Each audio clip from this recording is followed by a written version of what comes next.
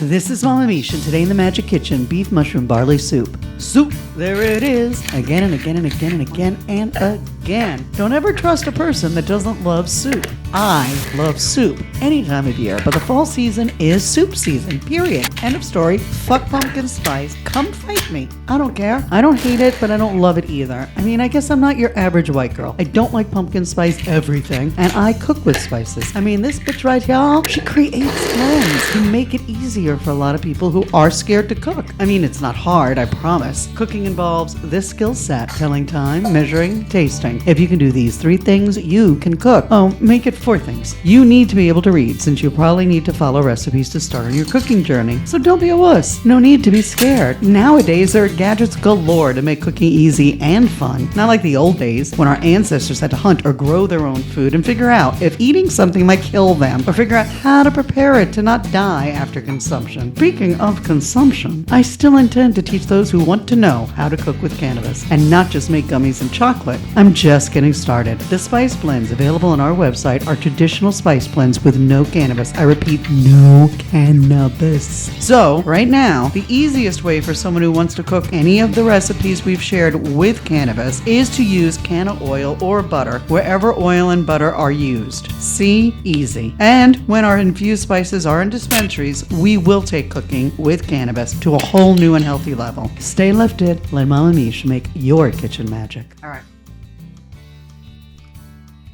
You're going to regret not being the taster.